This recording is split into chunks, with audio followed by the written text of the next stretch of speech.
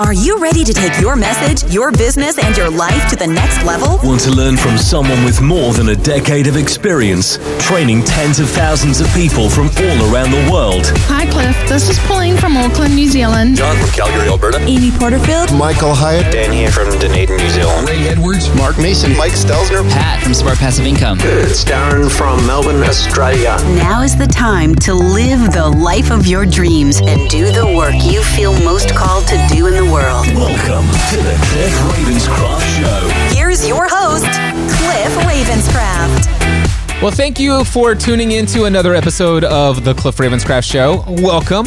I hope your year is off to an incredibly awesome start and that you're excited about all of the opportunities that exist for you here in the year 2020. I know that I am super excited myself. In today's episode, I want to share with you what I have found works best for me when it comes to growing my influence in the world. What I have done that I have found is in alignment with what I feel called to do and who I feel called to be in this world that has helped propel me and my business pursuits further than I could have ever imagined. Now, with that being said, I want to let you know that my approach to how I've gone about growing my business and my brand has not been maybe the method that could potentially reach as many people as there is potential. So I what I'm saying is that I may have avoided reaching the potential audience that I could have reached if I would have gone about building my business and my brand in a different way. In fact, I think now that I'm processing this, I'm aware of some other techniques, strategies, processes that friends of mine in the internet marketing space that they have used, that have demonstrated that it's possible for you to grow an audience or a community and reach hundreds of thousands of people who are eagerly waiting for your next email, or hundreds of thousands of people who are ready for your next podcast episode, or hundreds of thousands of people who are eager for your next YouTube video. I don't have those things, and I'm okay with that. What I am very satisfied about is how I have gone about growing my business over the years. And I've not always been happy with how I've grown my business. There's been a number of times when I look at some of the success that I see other people having. And when I say the success that other people are having, I'm talking about in what is commonly seen as success, which is, the plaques on the back of the wall for YouTube people, the ones who have had their 100,000 or 500,000 or their 1 million subscribers, the plaques, the YouTube play button that's up on the wall behind them. I have many friends who have those plaques. I have no such plaque. That's okay. Today, I'm convinced it's okay. Of course, there's the friends of mine who are always in the top 10 of iTunes in the business category. I don't happen to be there. And that's okay. I could be there if I went according to some of those other techniques and practices and strategies. But here's what I have found in my pursuit of not feeling like I've done enough and that I should probably do more, and I want to reach more people, and I want to achieve greater success in the number of people that I reach and impact and influence in the world and stuff like that. Up until this point, I've found it very challenging so far to go after those things without also trying to fill some sort of need for significance or some sort of inadequacy that I've felt in my own life. It's kind of like, man, I think my pursuit of that play button, my first 100,000 subscribers on YouTube, if I were to get that, I would feel some sense of accomplishment, that it would fill a hole that's inside of me.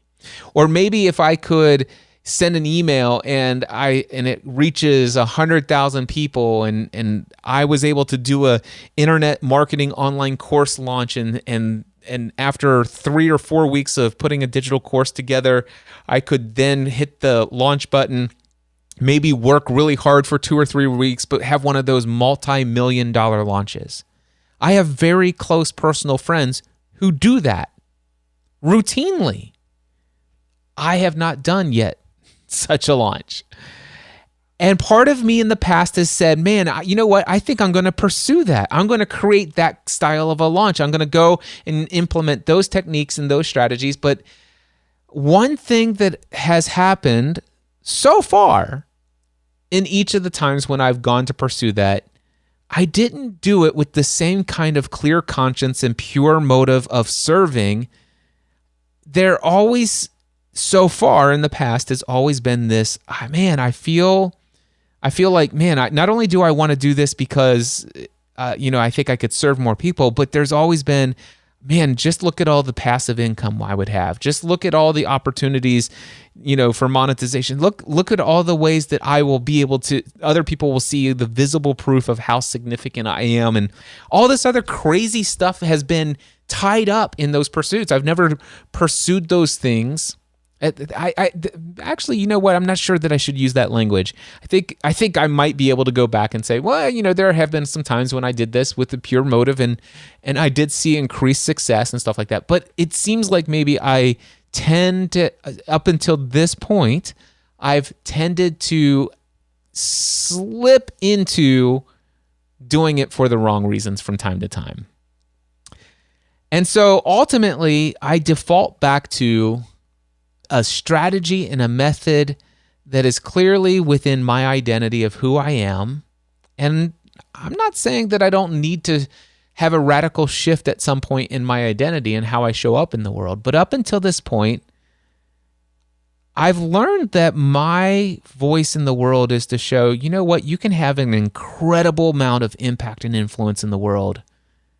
And you don't have to have hundreds of thousands of people subscribe to your YouTube channel, to your podcast, to your mailing list, or anything else.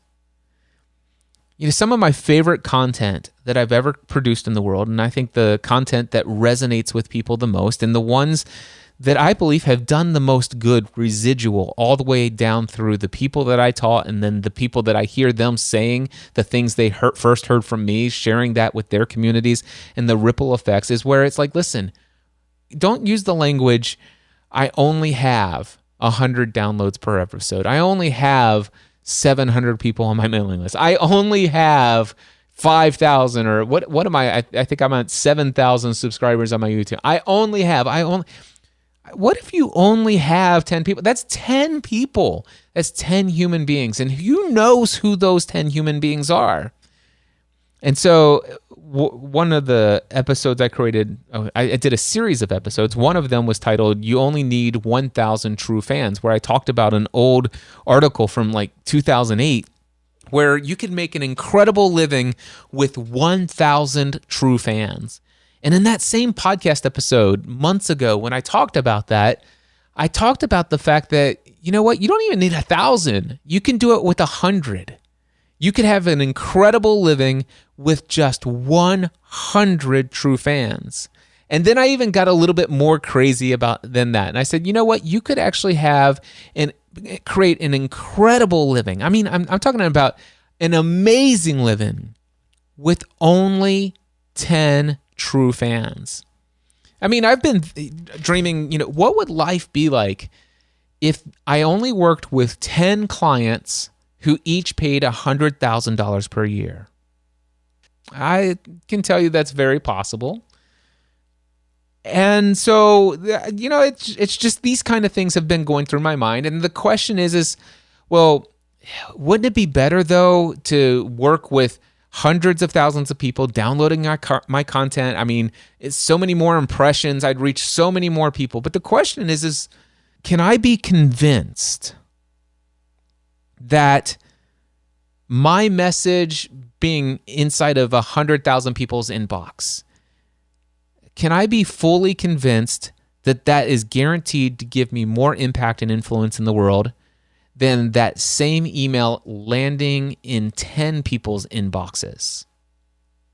And I would argue for myself that it is possible that if I only had 10 people on my mailing list, that it is possible that I could send one email to those 10 people, and let's just say only 3 of those 10 people even open up that email. And out of those 3 people, one person does something powerful with it. But who's to say that one person isn't somebody who has an audience in the hundreds of thousands? Or what if that person has an audience of 100 people and then they're inspired and they actually start creating content around that principle, that insight, and start sharing how that's been radically impacting their lives.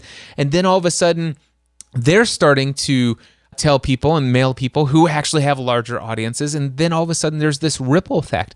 Now, does that mean that I get the credit for that ultimately? The question is that absolutely essential? That's what I have to ask myself. Is it essential that I get credit for all the impact and influence? And if it is essential, the question is why? And that brings me back to the question of how much am I going after that is all about my own sense of significance, my own seeking significance. Now, if you listened to the episode right before this, I believe it was episode 629 of the Cliff Ravenscraft Show, I talked about the source of peace, love, abundance, and joy that I have. And I will tell you that in addition to having more peace, love, joy, and abundance in my life, outside of any external forces, that it's all within, what I didn't say in the last episode prior to this one was that I also have all of the significance I ever need. And it comes from within as well. For me, my sense of significance comes within my identity of who I am. And for me personally, I'm a child of God. I am one who was created with a purpose, on purpose, and that alone gives me all of the significance I need in this world. It doesn't matter to me if you are impressed by the number of people who are subscribed to my YouTube channel, my rankings in iTunes, how many 5-star reviews versus 1-star reviews I have. None of that matters when it comes to my significance. And I can say that with certainty today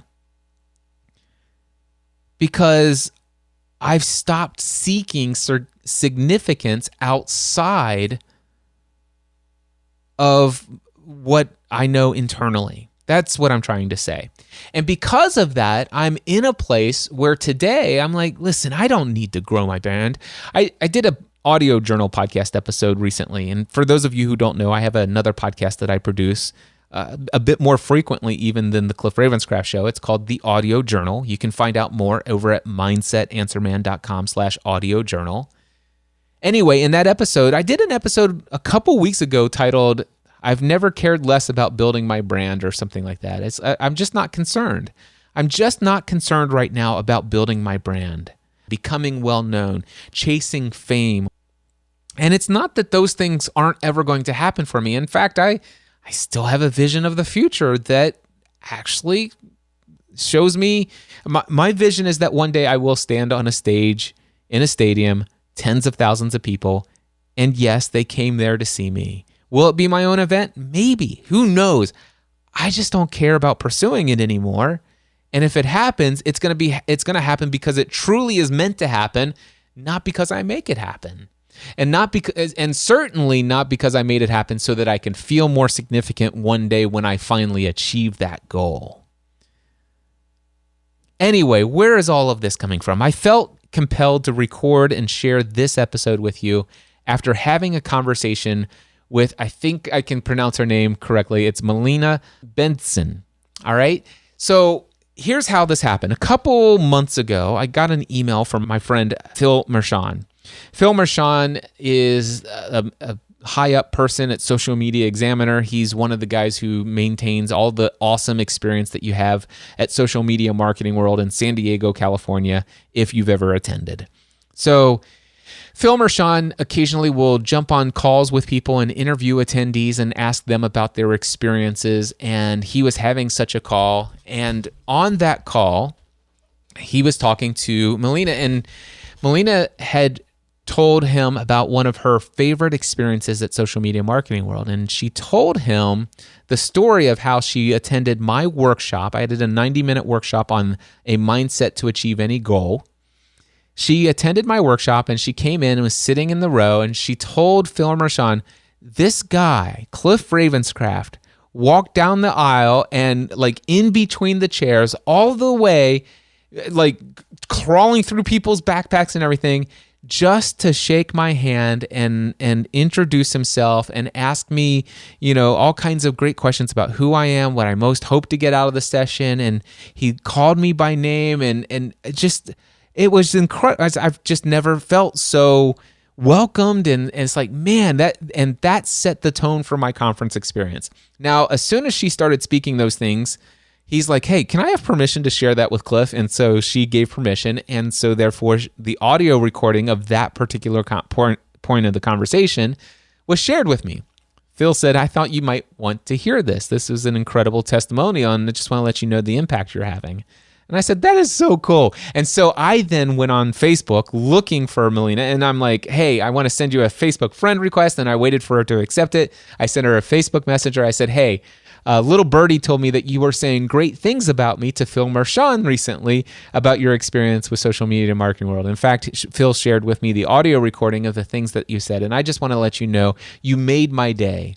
It means a lot to me to know that I had that positive impact and influence on you and your conference experience in San Diego. So thank you so much. It means the world to me to know that people are out there saying great things about how I made them feel. It means a lot to me. And then that began a conversation between myself and Melina.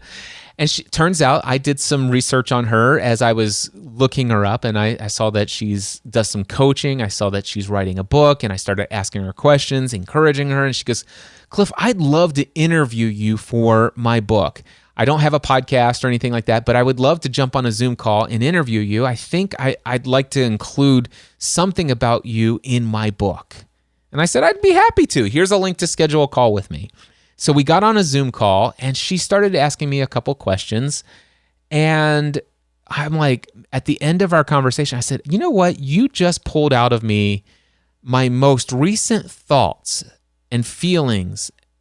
Just that this is where I am today on my mindset about what I'm doing to intentionally build relationships with people. And these are my current thoughts about what it means to scale up and how do you reach more people and how do you grow this thing. And I loved how I wasn't prepared for your questions because I didn't know them in advance, but exactly word for word how I spoke the response to you. I love how that came out, and I don't think I could recreate it in a podcast episode. May I have your permission to share 2 different portions of our recording today? And she says, Cliff, feel free. And so with that set up, I want to share with you here her first question and my response to it. I would love you to tell me a little bit about how do you build your community? What do you do on purpose to create those relationships? Okay. I can summarize it in one phrase. One person at a time. Yeah. That's been my philosophy ever since I started. One of the things that I do is I am very intentional about making sure that the person that is in front of me, whether that be physically or virtually, as far as I'm concerned, they're the only people that exist in my world at that moment in time. I do this at conferences. So there have been times when I'll go and speak at a conference. And after the event, I say, hey, I don't want to take up the room here for the next speaker and stuff like that, but I'm going to hang out in the hallway after this talk, and I will stay there until there's nobody else left to talk to, or until they kick us out of the building if it gets that late. And so I'll go, and I may have 25, 35, 45 people around, but as far as I'm concerned, I'm only interested in speaking to the one person that is directly in front of me. And I will talk to that person until they say, you know what, I think I should probably bow out here and let you talk to some of these other people. But as far as I'm concerned, that person is the person. And much of this comes from my faith background. So I'm a Christian, and I have a ministry background as well. So I used to be a pastor. I considered myself to still be in full-time ministry today. I don't minister for the purpose of profit, but I profit because of the ministry that I do. And that has everything to do with something that's called the theory of reciprocity. And reciprocity simply means that whatever you give, you are going to get back. That's both good and bad. If you punch somebody, chances are they're going to want to punch you back. If you say something mean and nasty to somebody, they'll want to say something mean and it's just human nature. But also, if somebody gives you a gift, and it's not your birthday, it's not a holiday, but if they give you a gift, whether you do it or not, you still have a desire somewhere within you to give a gift back. And that's reciprocity. And I don't ever consciously try to use that as a marketing effort. But it's been the marketing efforts that have allowed me to grow to where I am today. I simply pour into people. I listen to people. I love people. I serve people. And when you do that, which, by the way, just as an aside, it's not normal. That way of investing in people. It's not the typical way things are done. And so when you do that, it catches people off guard. They're not used to being heard. They're not used to being noticed. They're not used to being valued. They're not used to feeling worthy of someone's undivided attention. And when you give that to them, it's a gift. And it changes something inside of them. And they feel it at a heart level. And that's where my intention of doing it ends. I just want to go around giving people gifts all day long. I get fulfillment by knowing that I was a part of somebody's life, that I made somebody's life better today. That is payment enough for me. But what I learned is that I do that enough, and ultimately there's going to be 100% of the people that I serve in that way will have some sort of desire to give value back to me. Not everybody will follow through on that desire, and not everybody has the resources to add value in a tangible way. But there's always a percentage of people who will go out of their way, no matter what, even seemingly with in their mind a lack of resources, but they'll go out of their way and they'll say tons of great things about you. They'll look for ways to benefit you. They'll either try to find ways to buy your products or services, or recommend other people to your products or services, or just tell other people that you need to know who this guy is. And so that's how I've built my business. One person at a time. Yeah. You're speaking my language. This is exactly what the book is about.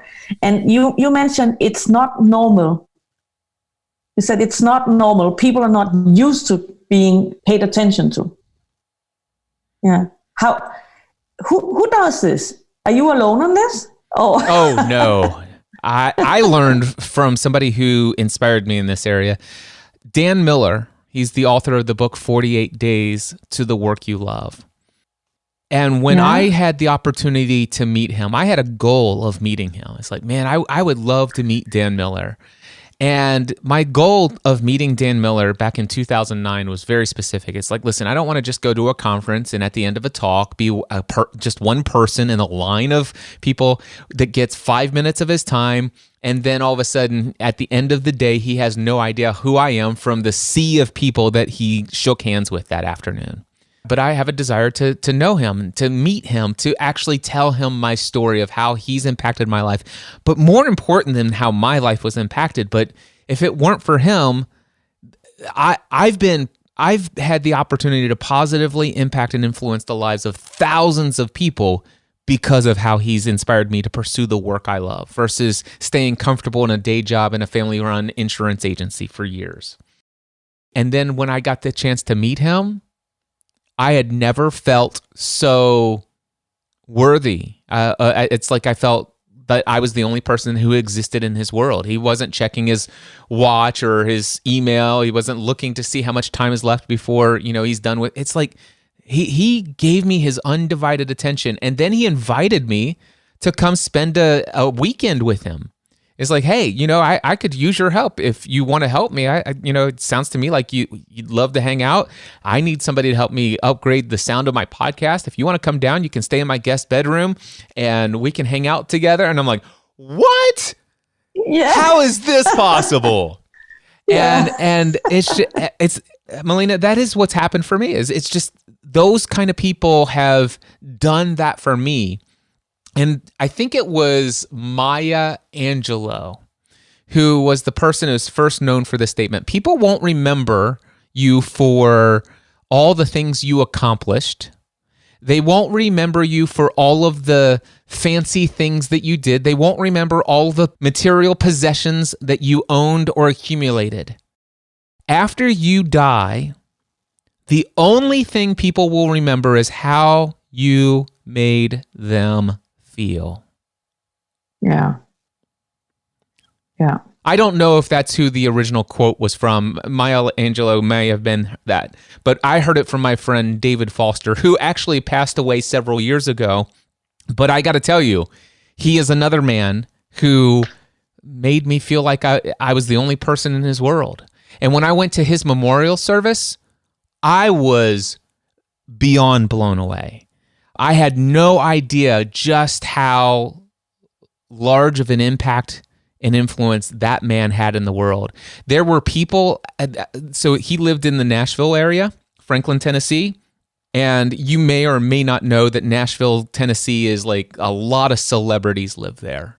And there were celebrities up on the platform talking about how David Foster made them feel.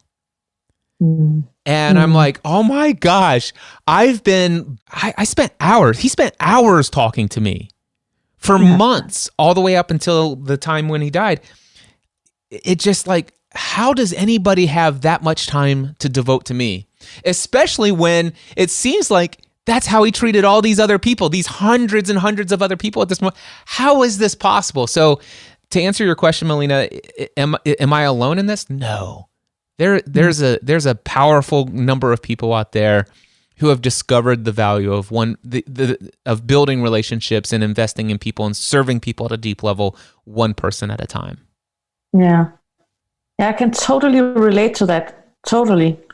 One of the things that I spend a little time thinking about is how do you then scale? How do you scale? You just mentioned it. How do you have all that time for each person? And how can you then scale? What are your thoughts on that? I'm going to attribute another quote. This is from an American pastor in Georgia. His name is Andy Stanley. And he is the pastor of one of the largest churches, at least on the East Coast anyway, I'm pretty sure. And he has this congregation with many thousands upon thousands and thousands of members. And he's the head pastor of the church. And so the question is, he obviously has a desire to serve people and he values every human being equally, that kind of deal, right? And they ask him, how do you scale this way of serving people? And this is the phrase, and I've totally adopted this in my life. I do for some what I wish I could do for everyone. I've heard that. I do for some what I wish I could do for everyone. And I try to implement that on a daily basis. I try to randomly just select a few people throughout my day to give them my undivided attention, to hear them, to know them, to invest something of me in them in a powerful way. most of the time without even thinking consciously, will I ever get anything like a return on this investment? I'm not saying that never happens. I'm human and I have a business, right? So, but for the most part, I'm always looking, who can I serve today where they will be the few that I do for them what I wish I could do for everyone. And I've come to realize I can't serve everyone. I can't reply to every social media comment and post, and I can't read and write 3 to 5 or 10 paragraphs responses to everyone's email that emails me. So I do for some what I wish I could do for everyone. But the ones that are those that I am doing for, they are at that moment in time the only people that exist in my world. All right, so that's the first question or line of questions and conversation that we had that I wanted to share with you in this podcast episode.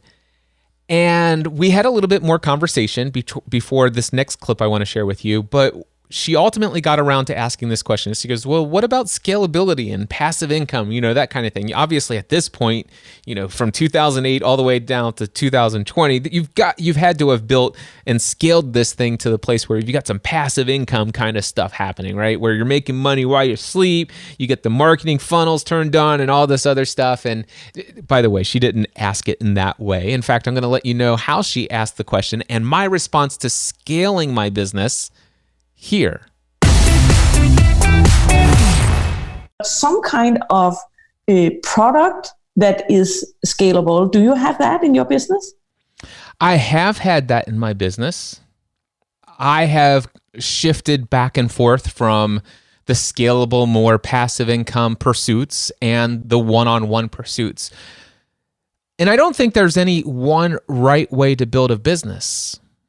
And I go through seasons of my life where I prefer one style of work over another. I've had online courses over the years, digital one-off courses, and I still occasionally will see some revenue come in from those things that are offered. Then I got to the place where, for me, I had this vision of the future where I would be speaking at stadium events and maybe even hosting my own stadium event where tens of thousands of people came to a stadium and they actually came there to hear me speak. And I fought against the strain. I was like, who am I? I mean, how egotistical could I possibly be? And then eventually I'm like, well, why not me? I mean, there's other people who do this. Why not me? And then it's like, is this of me? Is it from me? Do I want this? And went back and forth. And finally, I started talking about it publicly. And I didn't have an exact count of this, but the first 100 people or so that I told this to, all of them said, I totally see that. I will buy a ticket to your first thing. And I'm like, well, I guess I should just start talking about this publicly because so far, the first 100 people said that they would come. I just need 49,900 more people to say yes. So I started talking about it, and then all of a sudden I started I not only, it was no longer a vision of what might be a part of my future, but somewhere along the way it shifted into a goal. It shifted into a desire to make it happen, to actually fulfill it myself. Not that it's just going to naturally, organically grow. I'm going to go after this with everything. And I don't regret that I did that, but because some wonderful things came out of it. I actually started hosting some small workshops in a studio space that I have here in my home that I built called the Next Level Studio. And I had 12, 14 people at a time travel from all over the world to be trained in a workshop here. And then once I was able to successfully sell those workshops out time and time again, I moved up to a conference called Free the Dream Conference. And my goal was to get that to 300 people right out of the gate. And I didn't succeed in getting 300, but I got 87 people the first year. That's pretty incredible. I had people from all over the world come to that. And then I'm like, okay, well, I'm going to do this again in 2019, and I'm going to shoot for 300 people again. Well, about 2 months before that event, I realized this is not the right path for me to scale my business. This is actually costing me, and it's causing me to promote and market things in a way that's not in alignment with what my current identity is. I'm not saying that I won't shift my mindset and beliefs about how I should go about marketing my business in the future. But right now, I don't want to market this way. I don't want to use internet marketing tactics to grow my business the way that I've been trying to implement. And the only way I can see right now for me to attain my goal of 300 people is if I fully adopt the funnel system. And I just, it's like, okay, not right now. That's not what I want. And so about 2 months before Free the Dream 2019, I stopped all marketing. And I went back to it's like, listen, I want to go back to investing in 24 human beings as my clients through 2 different mastermind groups I have called the Next Level Mastermind. And I want to go deep there. I'm not worrying about scaling up. I have a vision still today of me speaking at stadium events. I do believe it's possible that it could be my own event that has tens of thousands of people. I don't care if it ever happens or not. But I can tell you right now at this point, I don't feel any pressure to make it happen. It's like that's not in alignment with my current view of who I am and what I'm supposed to be doing in this world. And so I'm not worried about scaling my business. I'm not worried about passive income. I'm not worried about anything, but what I am intentionally focused on is going much deeper with the people who are currently in my life. Going back to how this all got started in your first question, one person at a time. Yeah. Was there some kind of value conflict in there? Why did you feel that hesitation towards the marketing part of it? My mission statement is something, I'm just going to paraphrase my mission. My mission in this world is to create content, products, and services that's entertaining, educational, encouraging, and inspirational. To take the things that I'm learning and experiencing in life, my successes and my failures, and sharing that with people in such a way that they will be able to avoid much of the same mistakes that I have, eliminate the limiting beliefs that I've been able to eliminate, so that we can all take our lives to the next level and live the life either live the life according to our dreams or to live our lives according to the lives that we were created to live. There's a faith-based version and a non-faith-based version. It doesn't matter to me. I just want to help people get what they want in life, regardless of where they sense that desire comes from. And that's who I am. But here's what happened for me. The way that I was approaching this aggressive marketing campaign to grow my reach of the number of people who would attend a conference, I began to do tons and tons of content marketing where pretty much every time I created a piece of content, how can I use this message to persuade someone to buy a ticket to my conference? And there was something inside of that didn't set well with me. Not that I actually believe that that's wrong, because I believe in my conference. I do. Yeah. But there's something about the fact that I lost the original reason why I felt called to create content in the first place, which is just to encourage and inspire people, not with the what am I going to get in return. And part of me is, man, this will help me.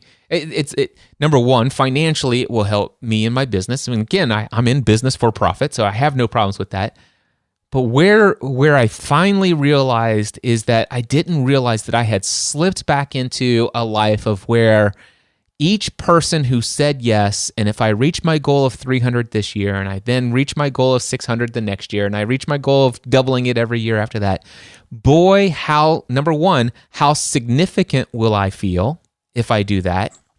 But even, and I was not consciously aware, but even more important, subconsciously for me was, boy, how significant will other people see how I am? And I'm like, man, that is not who I am. My significance in this world does not depend on what other people think about me, but it had become that way. And that was actually causing a lot of internal conflict. It's like, wow, I'm doing too much to impress people. And so I backed off. I stopped marketing that conference. I went back to what I knew was a part of who I am. And I even took some time off of creating content on a consistent basis, just to go to the other extreme for a little while. And then I'm slowly bouncing back, and I'm back to creating content for the right reasons, I think. And of course, that has positive marketing impact for my business, but that's not why I'm doing it. And not to say that I won't create things to market and promote products and services I have. I will.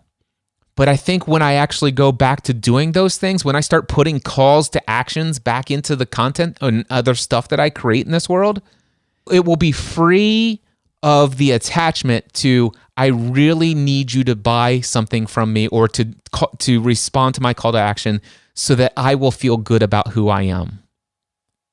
And that's gone. I'd like to say that, well, I will say it has been eliminated right now. And I'd like to say that I've mastered that.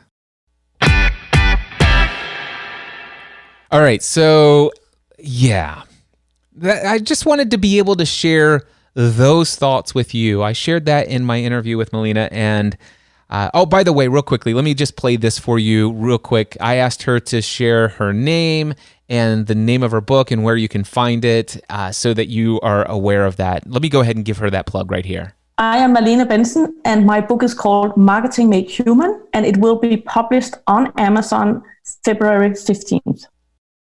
Just want to say thank you for tuning into the Cliff Ravenscraft Show. I want you to know that I take the fact that you are still subscribed to this podcast very seriously. I do appreciate you sincerely, and I wish you great success in going after the life you feel called to live in 2020. With that, my friend, I encourage you to take everything you do to the next level. Mindset Answer Man.